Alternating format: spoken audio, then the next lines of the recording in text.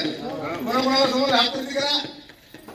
आता तुमचा सत्कार सरांनी करायचा आहे. जसं मी सत्कार यांचा केला का नाही, तुमचा सत्कार सरांनी करायचा आहे. इतके मोठे व्हा, कुणी डॉक्टर व्हा, कुणी इंजिनियर व्हा, कलेक्टर व्हा, शिक्षक व्हा आणि या देशाचा सुद्धा नागरिक व्हा. राईट. चला, thank you sir, thank you very much. Thank you. मी जाईन तिथं माझे लेकर विद्यार्थी मला सापडतात, तसं तुम्ही यांना सापडलं पाहिजे इथं जे राहतील तिथे. ठीक आहे. चला मित्रो, मला या कार्यक्रमासाठी आमंत्रित केलंय. मी अजूनही थकलो नाही. माझ्या एका चळवळीमध्ये, जे भारत सभा आमची चळवळ आहे, त्या चळवळीमध्ये हे लेकर आहेत सगळे आणि हे सगळे मला उल्हास भारती म्हणतात. उल्हास. माझ्याकडे काही असेल नसेल भांडवल, पण उल्हास नावाचा मात्र प्रकार कधी माझ्यातला संपत नाही. समजलं का नाही समजलं? तुम्हाला आताही वाटत असेल, प्रत्येकाचं भाषण होताना मी मन लावून तोंड लावून मन लावून ऐकलंय का नाही, आणि तण लावून टाळ्या वाजल्या. पाहिलं का नाही तुम्ही माझ्याकडे?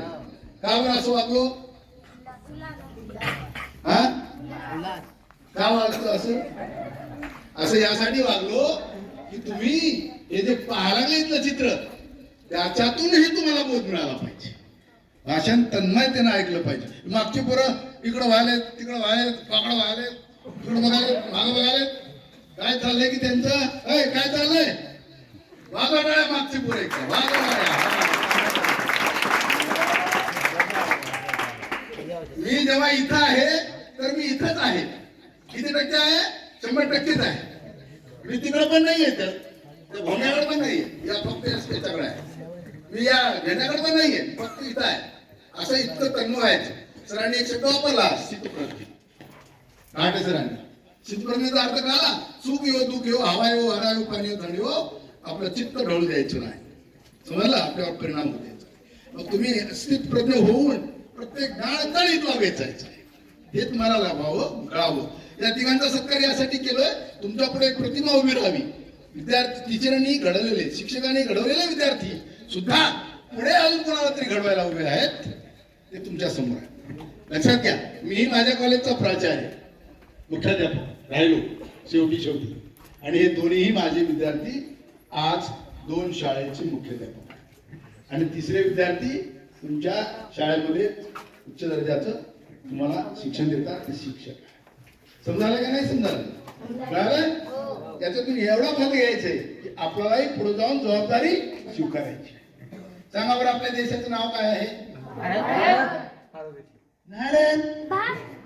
असं आहे काय?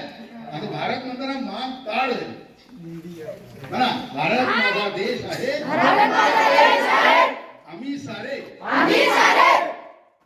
भारतीय बांधव आहोत. असाच अर्थ आहे ना दुसऱ्या ओळीचा? बरोबर आहे. देशासाठी काहीतरी करावं लागेल ना आपल्याला. मग मी एका कवितेत म्हणाल आहे, ते करता येते का बघा. काय म्हणाल कवितेत? भार भारताचा, भार भारताचा, तेव्हा हे वजन भार भारताचा आहे शिरावरी. शिर म्हणजे काय? डोक्यावर वजन असतं ना आपल्या घरच्याचं, कुटुंबाचं. भार भारताचा आहे शिरावरी, असे थोडे तरी वाटू द्या हो, वाटू द्या हो आता. भारत माझाही देश, आणि मी देशासाठी करेन काही विशेष. कोण करणार आहे सांगा? हा, विशेष करणार आहात ना? मग आता परीक्षेला विशेष तयारीने जावं लागेल. तर सरांनी मॅडमनी सांगितलंय तयारी कशी करायची. रात्रभर जागायचं नाही, पहाटे उठा आणि पोट भरून जेवायचं नाही. हालचाल होईल एवढं जेव्हा, चक्रा येऊ नये इतकं उपाशी राहू नका. बरोबर आहे? कारण सगळ्यांना तुमची काळजी आहे. कारण तुम्ही उद्याचा भारत आहात. तुमच्या खांद्यावर उद्याचा भारत आहात. आजचा भारत आमच्या खांद्यावर आहे. आजचा भारत कोणाच्या खांद्यावर आहे? खांद्यावर नाही, डोक्यावरच आहे. शिरावरी. राईट. आता उद्याचा तुमच्या खांद्यावर. मग तुम्हाला तयारी करावी लागेल का नाही करावं लागेल? म्हणून मी म्हणालो एका कवितेत, काय म्हणालो? उठा उठा बाळांनो उठा, राष्ट्र समृद्धीसाठी उठा बाळांनो उठा, देशासाठी झटा. आमच्यात कोणी नाही छोटा, चला इतिहास घडूया मोठा. महत्वाचं आहे. इतिहास आहे ना, इतिहास. एका शाळेचं पोरग पळून गेलो कारण इतिहासच घडवतो. बदनाम झाली शाळा. याला म्हणायचं काय इतिहास काय म्हणायचं. या शाळेचा एक मुलगा धम्मानंद जाधव मोठा व्याख्याता झाला आपल्या शाळेचा. सर सांगत होता बाबासाहेब सर सांगून आले आपल्या शाळेचा एक व्याख्याता झाला मोठा धम्मानंद धम्मपान असं नाव काढलं पाहिजे. सर आता मी आपल्या शाळेत फिरताना एक गोष्ट मला सुचवायची आहे. जमलं तर बघा. यावेळेस बॅच अतिशय हुशार बॅच आहे. या शाळेतली ही लेकरं आता नक्की तुम्हाला मेरिटचे गुण देतील, मार्क्स देतील. यांच्यासाठी एक बोर्ड तयार ठेवा. आमच्या शाळेची मानकरी म्हणून त्यांचा लावा इथं बोर्ड येत्या जूनच्या निकालानंतर. सांगा त्या बोर्डाच्या यादीत कोणाकोणाचा नंबर लावणार आहात तुम्ही हात वरती करा.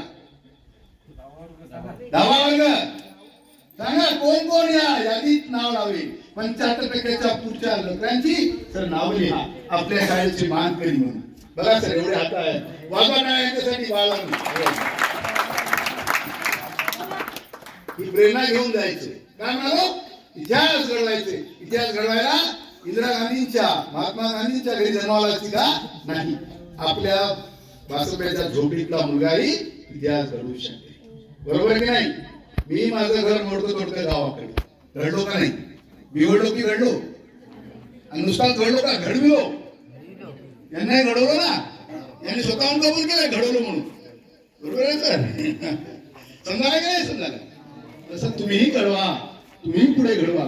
कसं आहे ज्योतसे ज्योत जगात ज्योत. आम्ही एक पॅटर्न राहिले माहिती आहे ना तुम्हाला. आता एक चढून काय दिसं असते सर एक फळी असते.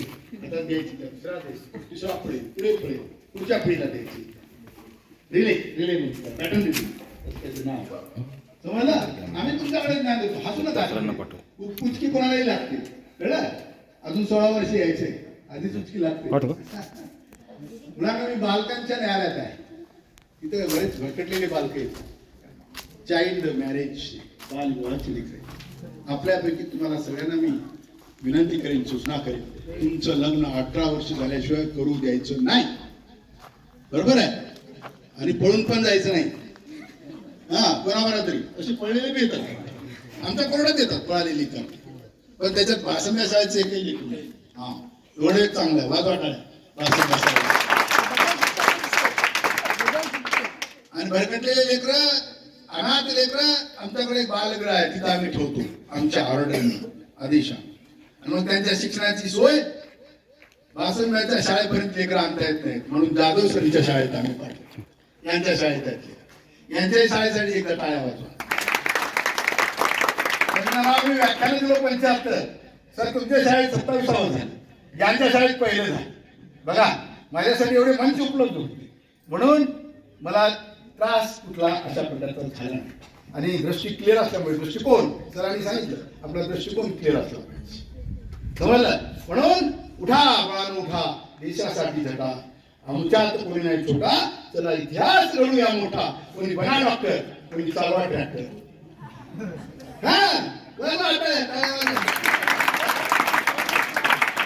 कोणी बना डॉक्टर कोणी चालवा ट्रॅक्टर. आणि वाढवा राष्ट्राचा ताठा.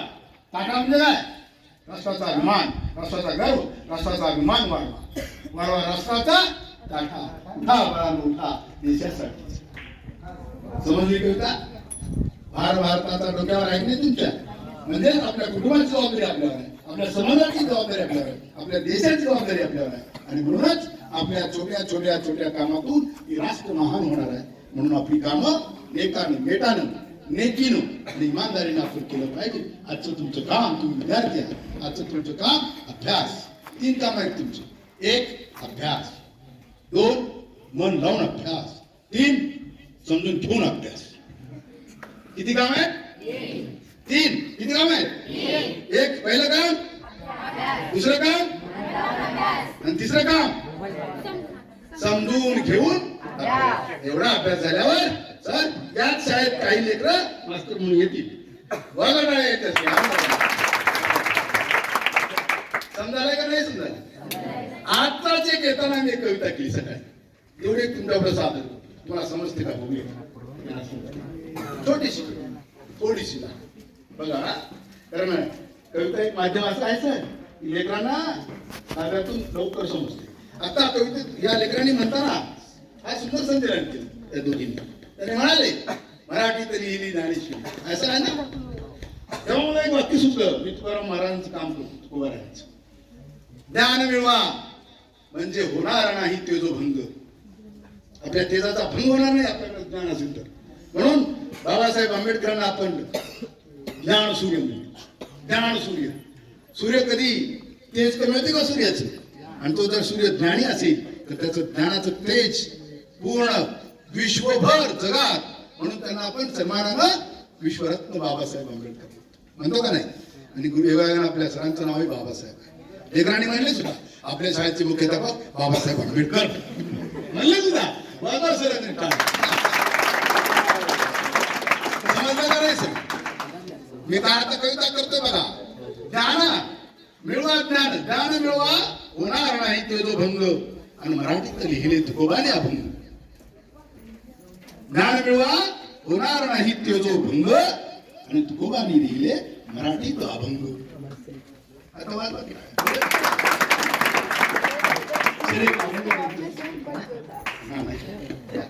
सर एक तुकोबांचा अभंग सांगा.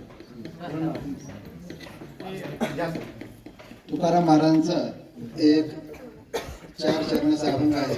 पिता दयाची, ज्यांना आपलं हित कळतं